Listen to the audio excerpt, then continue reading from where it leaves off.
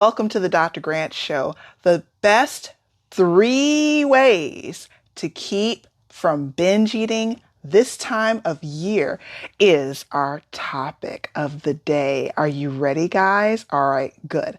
Let's go. All right.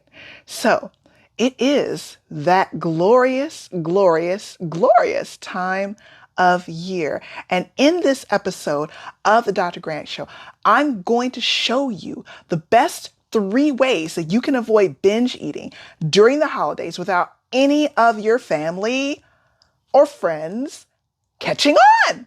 Isn't that great? All right, let's go. So my name's Dr. Kirsten Grant, and I teach stressed, emotional eaters and food addicts how to lose weight, how to reclaim their joy, and gain energy. Not necessarily in that order. So it's the holidays. I've noticed that a lot of people, they tend to binge eat around this time of year. And it's because there are just so many yummy temptations. But the good news is there are some really simple things you can do in order to keep from overeating when all of those yummy and delicious foods are staring at you in plain sight. So today we're going to go over 3 easy techniques for anyone who wants to enjoy their holiday season without feeling guilty. Are you ready? All right. So here are the 3 topics we're covering. We're covering identify how much sleep you need. And I'll be explaining why you should care in a moment. Number 2, choose to see the ocean of water instead of the bucket. Number 3, drink tea to reduce your stress level. All right. So let's get into these important points because I've been talking to a lot of people over the holidays, and some people that I talk to, they're thinking that it's hopeless. They have no way around it. I'm here to tell you there is hope. Start with a nice holiday sweater. You love the holiday edition here. Can you guys see my sweater? All right. So holiday edition, identify how much sleep you need. Here's the reason I say this. Did you know, according to scientific studies, when someone is sleep deprived, they experience what's called a vast reduction in impulse control. That reduction in impulse control essentially translates into giving in to things that you said that you wouldn't give in to. The average amount of sleep that's quoted, according to scientific studies, is that most people need between 7 to 9 hours of sleep if they're adults. Of course, this amount goes up if you are a child or have children. And it's extremely important. And this is the first thing I ask in my wellness practice. It's something we talk about even before we even go into what they're eating. As a matter of fact, we usually don't go into what they're eating because the problem rarely rests in what they're eating or their willpower. I ask how much sleep you need and figuring out what your sweet spot is. And keep in mind, guys, this can fluctuate depending upon what's going on in your life. If you're stressed and you've got a lot of things pulling on your energy, maybe you were able to get by with 7 hours of sleep, but now you need more than that. And it's okay to take it. How does this translate into you avoiding the need to binge eat? When you have enough sleep, you are able to make better decisions because your internal reserves and strength is up. You're able to think some things through and push away that very tempting item that normally you would have binged on. Or instances where you're finding you just blindly were nighttime binge eating and your hand just magically found its way into the bag of chips or into the refrigerator when you swore you wouldn't, because you have had enough sleep, You're having way less instances of that.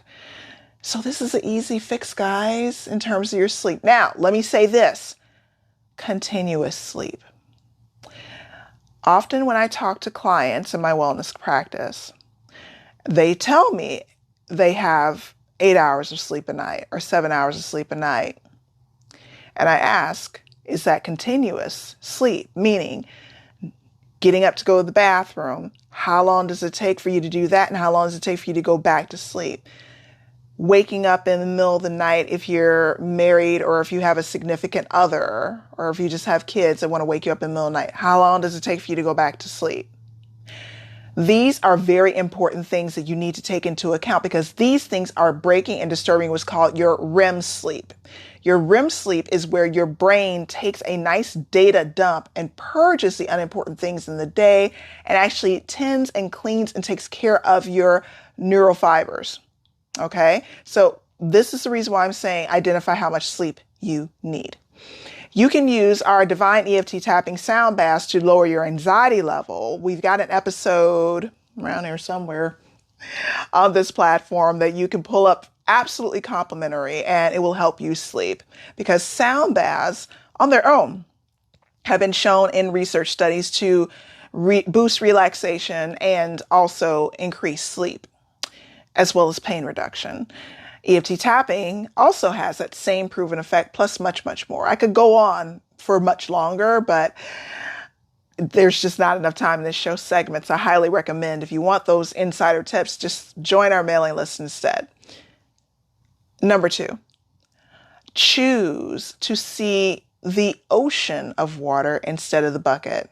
And what do I mean by this very Zen-like term?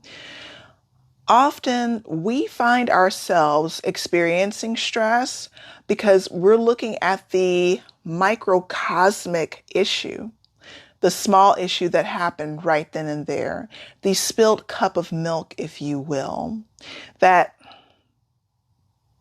one stress, that one agitation, and we allow it to completely blow us off course in the course of our day. Next time that happens to you, look at it from the exploded view. Is this really ruining your day? Even if it ruined part of your day, just even a project. In the grandiose scheme of things, 1 month from now, 1 week from now, did it really, whatever happened, did it really destroy everything?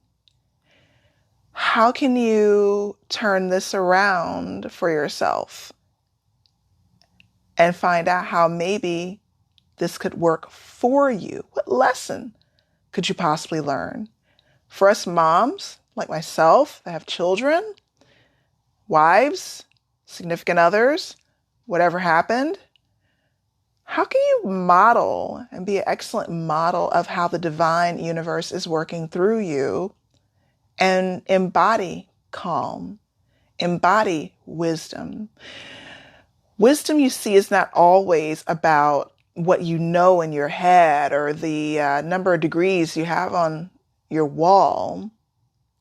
Wisdom can simply be, what do you choose instead of what you normally would have chosen? Number 3, drink tea to reduce stress. Yes, these are not your typical notes and points in this show. There have been research studies that have shown that there are certain teas that are superb at reducing stress. If you are a tea drinker, I'm certain that you're familiar with chamomile tea. However, there are other teas also that reduce stress because of certain chemicals that they have in them. Even your teas that contain caffeine, but contain less caffeine than coffee, can also aid you in reducing stress because of the specific chemicals that they have. If extra caffeine is a concern, then drink a tea that has a lower caffeine rate and amount, such as white tea. If you want teas that have 0 caffeine, you can drink a Rooibos tea. and still get the wonderful calming effects, not to mention the trace minerals that are in teas as well. So the teas that you would like to target to reduce stress would include, number one, chamomile tea. Number two, green tea. Number three, white teas. And of course, your herbal teas are always absolutely wonderful for helping you reduce stress. My tip for drinking your teas, instead of just gulping it down, take a more mindful approach. Grab the cup of tea in your hands and pause to see and sense how the temperature is of the tea. And as you're noticing the temperature, be it hot or cold, notice the temperature that's inside of you as well. Do a full body scan very quickly from the top of your head to the bottom of your feet. Ask yourself, check in. How are you feeling? What do you need? Ask yourself these questions. These are the keys to ensuring that you don't binge eat, because when you don't binge eat, you accomplish your goals. You feel wonderful about yourself. When you take these 3 tips I've given you, you give yourself the opportunity to get out ahead of the problem, as opposed to drowning in your thoughts and feeling overwhelmed by what's going on outside of you. You give your body and you give yourself a chance to truly live up to your full potential. All right, guys. So for today, I leave you with a quote, and this is also going to be our final episode for the Dr. Grant Show, because we're going to take a break for Christmas. I want you to remember, in times where you feel the need to give in to food cravings, overeating, binge eating, stress eating, emotional eating episodes,